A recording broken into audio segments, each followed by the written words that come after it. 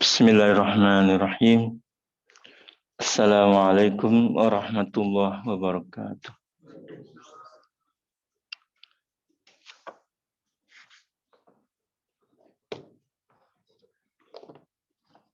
Innal hamdalillah nahmaduhu wa nasta'inuhu wa nastaghfiruh wa natubu ilaihi wa na'udzu billahi min syururi anfusina wa min sayyiati a'malina. May yahdihillahu fala mudilla lahu wa may yudlil fala hadiyalah. Asyhadu an la ilaha illallah wahdahu la syarika lah wa asyhadu anna Muhammadan abduhu wa rasuluhu la nabiyya ba'd. Allahumma salli wa sallim wa barik ala nabiyyina Muhammad wa ala alihi wa sahbihi wa man tabi'ahu bi ihsan ila yaumiddin. Allahumma la sahla illa ma ja'altahu sahla wa anta taj'alul huzna idza syi'ta sahla. Yaqulu ta'ala fi kitabil karim, a'udzu billahi minasyaitonir rajim. Ya ayyuhalladzina amanu ittaqullaha haqqa tuqatih wa la tamutunna illa wa antum muslimun.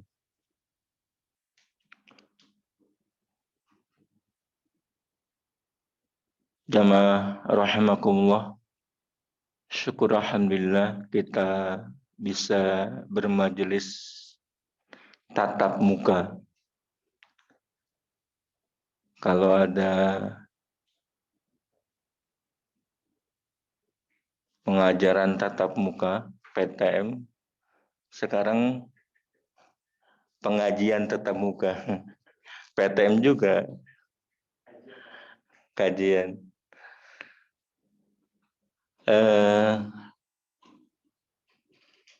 Hari ini adalah yang pertama kali saya keluar. Jadi bahan uji coba mujahidin. Rencana. Mudah-mudahan seterusnya. Amin. Amin. Nanti hari Minggu rencananya mau ke Senen. Masjid di Senen. Zuhur sampai jam 1. Dan seterusnya insya Allah. Bismillah. Karena begini, sekalipun belum normal ya. Belum normal, belum bisa seperti sedia kala. Saya berpikir kalau ditunda ya makin lama memang. Kata orang katanya kalau stroke kan itu olahraga fisik. Mudah-mudahan dengan keluar ngajar ya jadi terbantu kesembuhannya insyaallah. Amin. Baik, jemaah rahimakumullah. Sekarang ini kita melanjutkan kajian kita. Ini mungkin agak beda ya. Kecepatannya, akselerasinya lamban. Mungkin itu sebabnya jadi stroke. Lambat begini kan pelan-pelan. Cuma mudah-mudahan yang dengarkan nggak bosan. Lama sekali Ustaz matchingnya. Nyambungnya lama sekali ini. Ya. Baik, kita kemarin pada lewat Zoom terakhir proses pembunuhan Utsman. Perlu ditegaskan kenapa membahas masalah pembunuhan Utsman. Satu, karena yang kita baca kitab Tazkirah, di dalamnya ada membahas masalah di antaranya pembunuhan Utsman. Yang kedua, kita untuk mengenal Islam itu Quran dan Sunnah sesuai dengan hadis Nabi. Taraktu fikum amrayni lan tadidu abada in amsaktum bihima kitabullah wa sunnat rasulih. Aku tinggalkan dua perkara yang kalian tidak akan sesat selama-lamanya selagi kalian berpegang teguh kepada keduanya, yaitu kitabullah wa sunnat rasulih. Kitab Allah Al-Quran dan sunnah-sunnah Nabi.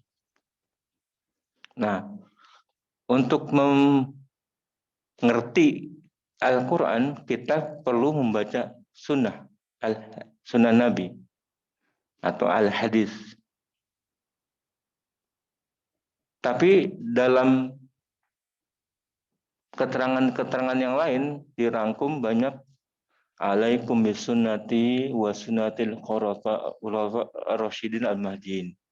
Nabi menyebutkan dalam hadisnya, bagi kalian untuk berpegang kepada sunnahku dan sunnah khulafa ar-rasyidin.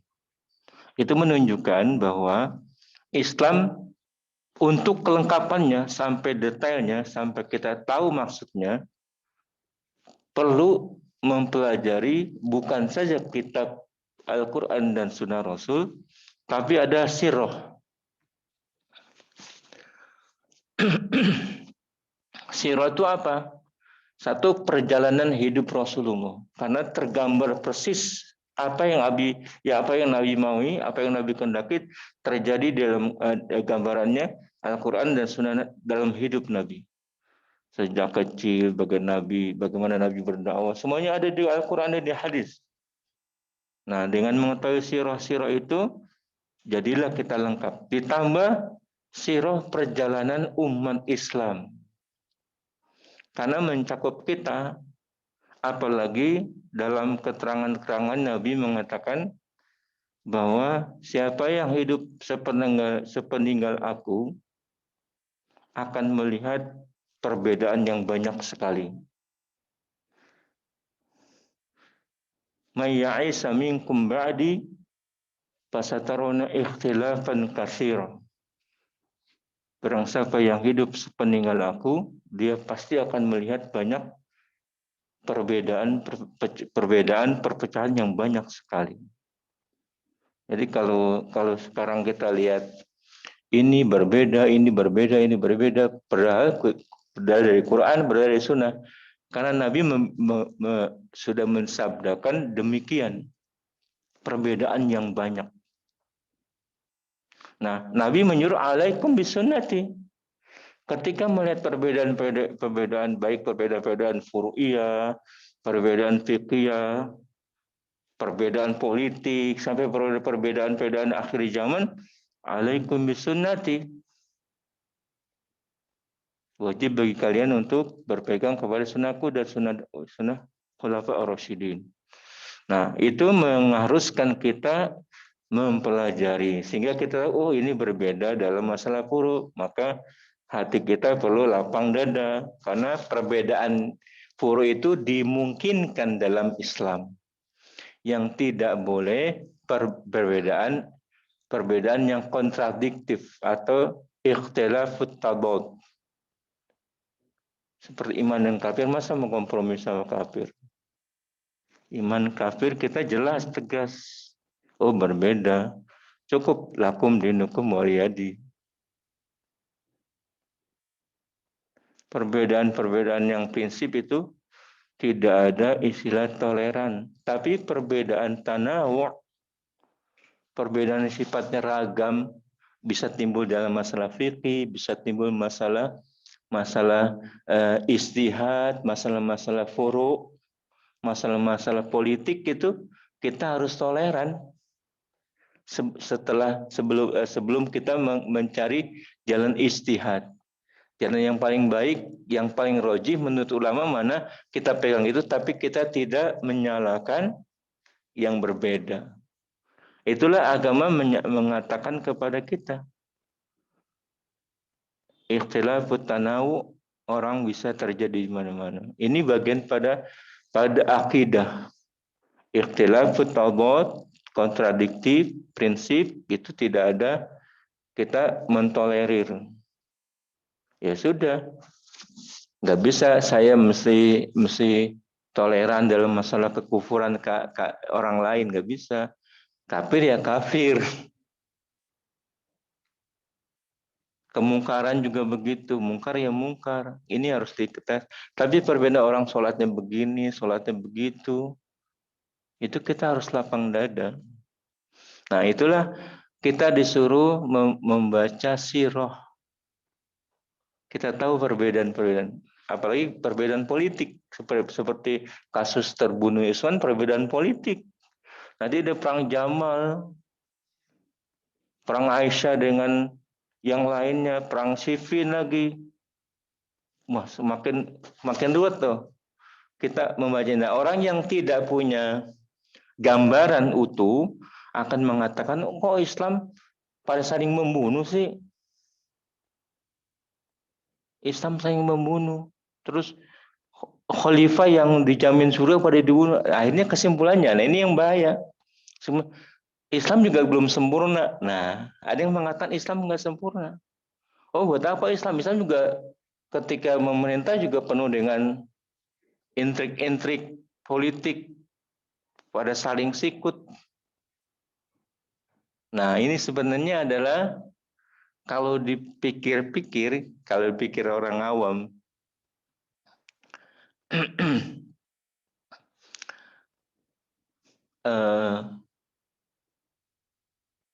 udahlah kita hidup nggak usah pakai Islam. Islamnya kalau ibadah tenang, udah gitu aja. Kalau masuk pada dunia politik memang pada kisruh begitu. Nah, justru itu adalah cara Allah memilih yang orang-orang yang baik, terbaik malah. Kalau tidak ada ujian-ujian begini, kalau tidak ada intrik-intrik itu, nggak ada yang bisa disaring siapa yang terbaik. Padahal Allah sudah berkali-kali di dalam Al-Quran mengatakan, liyabluwakum ayyukum ahsanu amala. Ahsanu amala, kita mulai menampilkan ibadah kita kepada Allah, baik yang pokok, sampai pada mencari jalan keluar terhadap masalah yang timbul. Kemudian kita selamat. Nah, Rasulullah ketika timbulnya fitnah, kita sudah berpesan banyak sama kita. Kalau terjadi fitnah kamu di rumah, kalau kamu jangan ikut nimbrung di situ. Tetap berpegang kepada yang benar, jangan miring ke kiri, jangan miring ke kanan. Dan ulama sebagai pewaris Nabi patut diperhatikan. Kita ingat kaulnya Ibnu Barak, seorang tabi'i. Dia mengatakan, "Idza ra'aitum ikhtalafan nas, fa'alaikum bi ahli thugur. Fa inna Allah yaqul fihim." Karena Allah berbicara tentang mereka, walladzina jahadu fina lanahdiyannahum subulana. Kalau kamu melihat banyak terjadi perbedaan di antara manusia, maka kamu berpegang kepada ulama yang teguh, ulama yang konsisten, ulama yang ahlus sugur, yang mengorbankan jiwanya, dunianya, demi menegakkan agama ini. Karena apa? Karena ulama-ulama seperti itu setelah difirmankan oleh Allah, walladzina jahadu fina lanahdiyannahum subulana. Orang-orang yang berjuang di jalan kami dalam menegakkan kebenaran, dalam membela kebenaran, pasti kami akan tunjukkan jalan-jalan kami. Para ulama itu pasti mendapat petunjuk Allah dan Allah bimbing mereka. Nah, itu yang kita mesti pegang. Salah satu caranya adalah kita memegang ulama yang sudah masyhur, termasuk Imam Qurtubi dalam kitab Tadhkirah. Dia bahas proses terjadinya huru-hara dan seterusnya. Nah, proses huru-hara ini pasti terjadi, apalagi kita hidup di akhir zaman. Kita akan mengalami. Kalau hidup di zaman Nabi sudah enak kali, barangkali ya. Sudah enak, orang ada setiap masalah ada Nabi jawab, tanya, jawab, tanya, jawab. Nah, sekalipun ada yang mengkritisi, belum tentu kalau kita hidup zaman Nabi kita menjadi barisan pembela Nabi. Jangan-jangan jadi kelompok ya Abu Jahal. Ya, apapun yang kondisinya kita mensyukuri. Kita berada di mana dan sekarang kita berada di mana mensyukuri. Nah, cara mensyukurinya itu kita tahu bagaimana pedoman Al-Quran, hadis, dan komentar-komentar ulama bagaimana kita hidup di zaman huru hara. Baik, sekarang zaman fitnah yang dikatakan oleh Nabi, badiru bil amali sholihah fitanan. Atau dalam hadis lain, badiru bil amali sholih qoblal fitanan. Bersegeralah kamu, senantiasalah kamu beramal soleh sebelum datangnya fitnah-fitnah.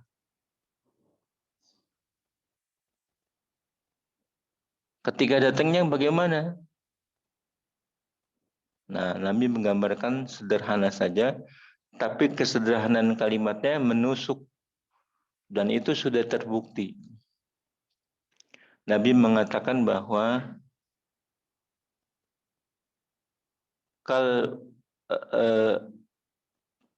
datangnya fitnah itu kalail mudlim.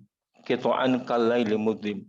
Potongan-potongan fitnah itu seperti malam yang gelap gulita. Nah, dikatakan oleh Nabi, yusbihu rajulun mu'minan wa yamsi kafir. Wa yamsi mu'minan wa yusbi kafir. Pagi-paginya orang masih beriman, sorenya sudah kafir. Atau di sore hari mukmin, pagi-paginya kafir. Kita menebak-nebak apa ini yang dilakukan orang sampai dari mukmin keluar menjadi kafir. Sekalipun perdebatan ulama antara mukmin sampai kafir ini, kafir dalam arti baik kafir kecil maupun kafir besar. Yang jelas ini kafir adalah sebuah dosa, sebuah maksiat. Sampai pelakunya keluar dari Islam. Tapi dari yang kecil-kecil itu pasti terjadi. Nah, kata Nabi, ya bi'adinahu bi'aradin munatunya. Karena mereka menjual agamanya demi segelintir urusan dunia. Jadi faktor-faktor dunia itu menjadikan orang menjual agama, ya, itu menjadikan kafir. Misalnya yang paling kalau dalam dunia politik keberpihakan. Atau menentukan sikap berdasarkan hawa nafsu. Itu kan sudah bentuk kekufuran. Padahal kita berpegang kepada ayat bahwa hak itu tidak punya, akal manusia tidak punya bagian dalam mencapai hak. Wa man adallu mimma yatabi'ul haq mimman wa man adallu mimma yatabi'ul ahwa'ahum bighairi haq. Siapa yang lebih sesat daripada orang yang mengikuti hawa nafsunya daripada hak-hak. Surat 28 ayat 50. Nah, sedemikian rupa itu orang ada yang sampai melepaskan keimanannya karena segelintir masalah dunia. Baik, pembunuhan Utsman adalah awal mula fitnah. Fitnah terjadi di kalangan umat Islam. Utsman itu termasuk khilafah ketiga. Yang Rasulullah sangat malu kepada Utsman bin Affan. Dan dia merupakan Dunurain, dua cahaya. Kenapa dua cahaya? Karena dua anak Nabi dinikahi oleh Utsman bin Affan. Bukan berarti disatukan dalam masa ya. Yang satu meninggal kemudian nikah lagi.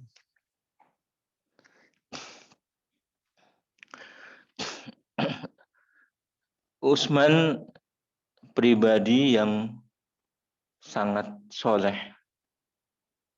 Dia masuk Islam di awal-awal.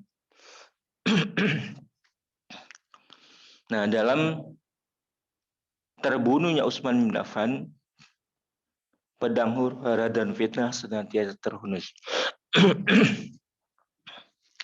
Ini berkenaan dengan sabda Nabi.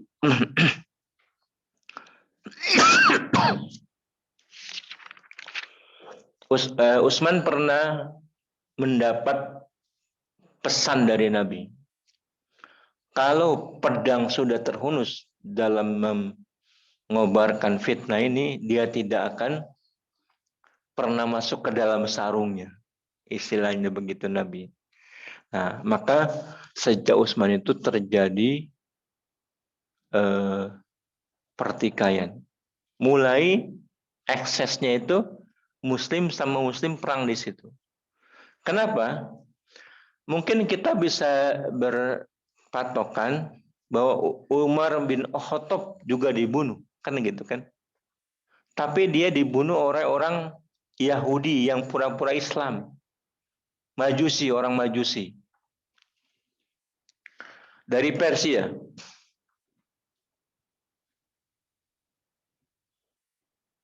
Ya, tapi itu tidak terjadi pembunuhan sama Muslim. Utsman ini terjadi pembunuhan sesama Muslim. Seperti yang Nabi bilang, huru-hara dimulai daripada terbunuhnya Utsman bin Affan. Diceritakan di sini oleh keponakan Abdullah bin Salam. Ya tentunya keponakan ini tidak disebutkan namanya. Abdullah bin Salam adalah orang Yahudi. Masuk Islam dengan mencari kebenaran dia. Dia paham tentang Alkitab dan Al-Quran menurut Imam Tirmidzi menyebutkan dia dalam beberapa ayat, maksudnya adalah Abdullah bin Salam. Abdullah bin Salam kita tahu ceritanya, ketika dulu ya di zaman Nabi masih ada, maka namanya dipanggil Abdullah, oleh Nabi diganti menjadi Abdullah bin Salam. Sebelumnya bukan itu namanya. Dia orang Yahudi ahli kitab, pakar Taurat. Ketika di ruang Nabi, tiba-tiba dari kejauhan Nabi melihat sekelompok orang Yahudi, ulama-ulamanya mau ke rumah Nabi. Maka Abdullah Salam disuruh minggir ke dalam rumah, ke dalam kamar Nabi. Maka datanglah orang Yahudi. Singkat cerita, Nabi bertanya, bagaimana pendapat kalian tentang Abdullah bin Salam? Orang Yahudi ini, wah, memuji-muji Abdullah bin Salam.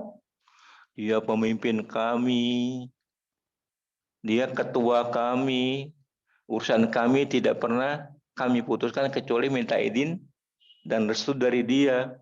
Pokoknya setinggi langit ya Abdullah bin Salam diterima. Pikir Yahudi, orang Yahudi seperti itu. Maka Nabi mengatakan, sesungguhnya Abdullah bin Salam sudah masuk Islam. Kemudian dipanggil Abdullah Salam. Iya, saya sudah Islam. Maka orang Yahudi yang barusan memuji Abdullah bin Salam, dia orang paling jelek, paling nggak bener, pun bangga kepada kami. Begitulah Yahudi memang. Nah, kisahnya Abdullah Salam mungkin kemudian namanya diganti oleh Nabi Abdullah bin Salam. Nah, ini dia keponakannya bercerita tentang dia ketika Utsman mau terbunuh. Ketika Utsman hendak dibunuh, Abdullah bin Salam datang, maka Utsman bin Affan radhiyallahu berkata kepadanya, "Untuk apa kamu datang?" Jawab Abdullah, "Aku datang untuk menolongmu." Utsman berkata, keluarlah kamu, temui orang-orang itu, dan usirlah mereka dari sini. Sesungguhnya kamu berada di luar adalah lebih baik bagiku daripada kamu di dalam. Nah, Abdullah bin Salam temui orang itu. Temui orang-orang. Ini orang-orang Islam ini. Orang Islam yang dari Mesir. Sekitar 4.000 mengepung rumah Utsman bin Affan. Masalahnya, ini orang Mesir udah terhasut, udah tersulut oleh fitnah. Mengatakan Utsman KKN lah. KKN dalam Islam udah disebut. Utsman tentu punya alasan. Setiap gubernur yang ditunjuk Utsman nggak diterima dari Mesir, orang-orang Mesir ini nggak terima. Sampai mereka mengepung rumah Utsman bin Affan. Maka Abdullah bin Salam berkata kepada orang-orang itu, hai manusia, sesungguhnya di masa jahiliyah namaku Fulan bin Fulan. Lalu Rasulullah SAW memberi nama kepadaku Abdullah. Mengenai diriku ada beberapa ayat dari kitab Allah Ta'ala yang turun menyatakan. Nah, ini ayat ini berkenaan dengan Abdullah bin Salam. Cuma secara eksplisit tidak sebut namanya.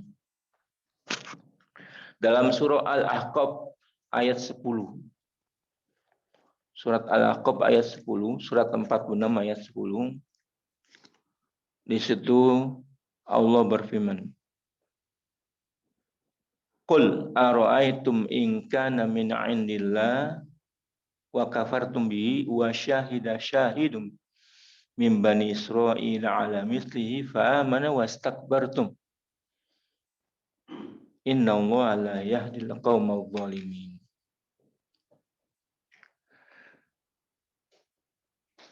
Katakanlah, kenapa kalian, terangkanlah kepadaku bagaimana pendapatmu jika sebenarnya Al-Quran itu datang dari Allah. Sementara kamu mengingkarinya. Dan ada seorang saksi dari Bani Israel, kemudian dia beriman sementara kalian menyombongkan diri. Nah, kalimat yang ditujukan kepada ayat ini untuk Abdullah bin Salam menurut Imam Tirmidzi adalah sementara dari kalangan Bani Israel, ya, ada seorang saksi yang beriman sementara kalian membangkang atau menyombongkan diri. Dan Allah sesungguhnya tidak memberi petunjuk kepada orang yang zalim. Nah, ini untuk Abdullah bin Salam. Allah memuji. Pada surat Ar-Ra'd ayat 43 ayat terakhir juga berkenaan dengan Abdullah bin Salam yang artinya yang bunyinya wa qala alladziina kafaru lasta mursala qul kafa billahi syahidum baini wa man 'indahu ummul kitab. Berkata orang-orang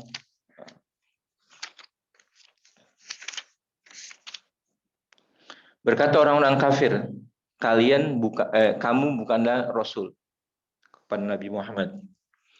Qul kafa billahi syahidan baini wa bainakum wa man 'indahu ilmul kitab. Cukuplah Allah menjadi saksi antara aku dan kamu dan orang yang mempunyai ilmu kitab. Itu adalah menurut Imam Tirmidzi berkenaan dengan Abdullah bin Salam. Ya, jadi Abdullah bin Salam menemui mereka yang sudah mengepung rumah Utsman bin Affan dan mengatakan seperti yang ditunjukkan. Dia tunjukkan dirinya dulu untuk mengingatkan mereka, aku ini sahabat Nabi. Aku itu diberi nama oleh Nabi. Nah, sementara orang-orang ini kan baru kemarin masuk Islam. Nah, kemudian sesungguhnya Allah mempunyai pedang yang disarungkan dari kalian.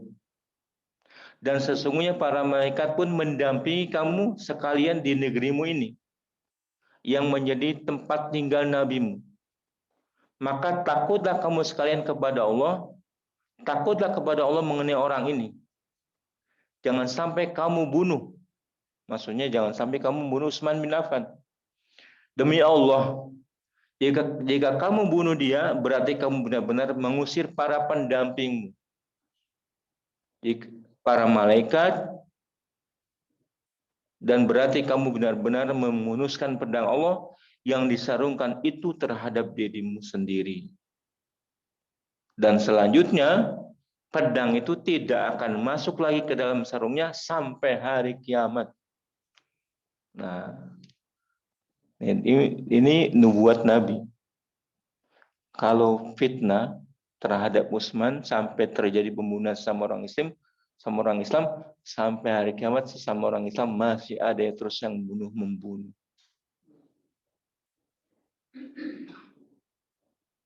Abdullah bin Salam sudah mengingatkan.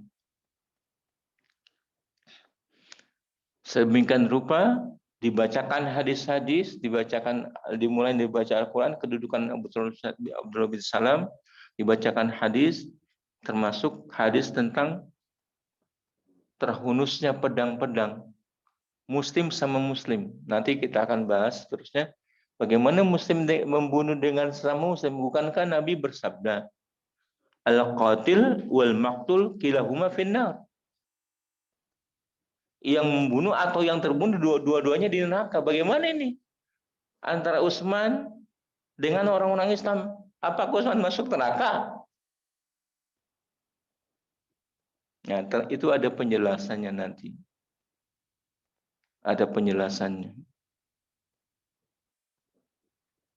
Kalau kita yang sesama membunuh Muslim karena urusan dunia, ini ributnya karena dunia nih. Si A sama si B urus dunia, atau kelompok A, kelompok B urusan dunia ribut, saling membunuh, dua-duanya di neraka. Tapi kalau kita karena urusan agama, urusan al-haq, siapa yang berada di pihak yang benar, dia selamat. Dan dia yang tidak di pihak yang benar atau di pihak yang zalim, lebih parah itu. Nah, jadi kita sudah mengetahui hadis Nabi, orang yang membunuh dan terbunuh, sampai ada sahabat bertanya, kalau orang yang membunuh jelaslah dia masuk neraka. Bagaimana yang terbunuh ya Nabi sampai masuk neraka juga? Nabi menjelaskan yang terbunuh pun tadi mengingat dia bisa membunuh yang membunuh dia. Dua-duanya sama tujuannya, ingin menghabisi karena perkara-perkara dunia.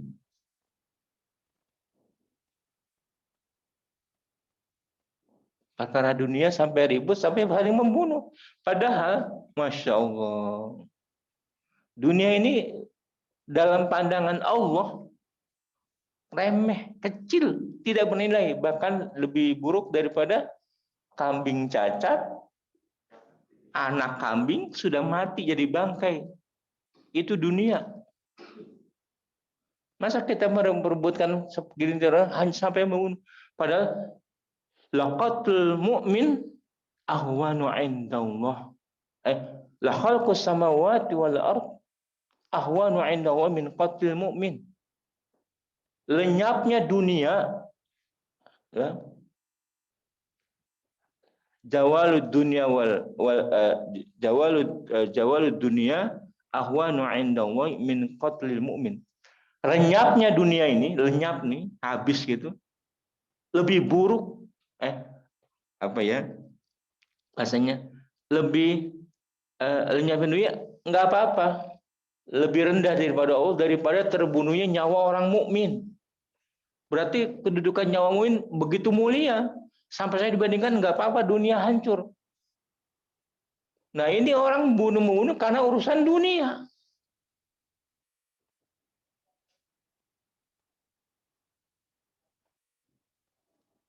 Nah, yang begitu yang dinasihatin sama Abdullah bin Salam kepada orang-orang yang mengepung rumah Utsman bin Affan. Tapi apa kata orang-orang yang mengepung itu? Kata orang-orang itu mengatakan, bunuh si Yahudi ini. Karena memang Abdullah bin Salam dari orang ya Yahudi asalnya. Bunuh orang Yahudi ini dan bunuh Utsman. Tetap orang sudah kalap, sudah kalap mau ngapain lagi kalau begitu?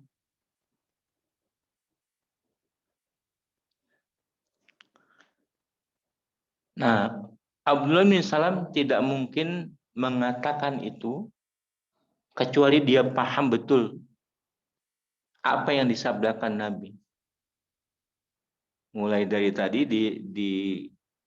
diingatkan orang dan dia membaca Taurat sebagai isyarat-isyarat wahyu Allah dan mendengarkan apa yang disabdakan Nabi. Dalam selain daripada itu, Hudzaifah berkata kepada Umar bin Khattab, sesungguhnya antara Anda dan huru hara itu sebuah pintu yang tertutup. Umar bin Khattab kan mati terbunuh, tapi oleh orang Majusi, bukan orang Islam. Dengan terbunuhnya Utsman, masa dia memimpin, ada pintu yang tertutup. Fitnah itu tertutup. Tidak lama kemudian akan terpecahkan, akan terbuka fitnah itu. Sudah pasti yang disampaikan Abdullah bin Salam seperti itu. Dan ini keterangan Hudzaifah, Umar dibunuh sampai Utsman terbunuh. Pada saat itu masih ada pintu yang tertutup.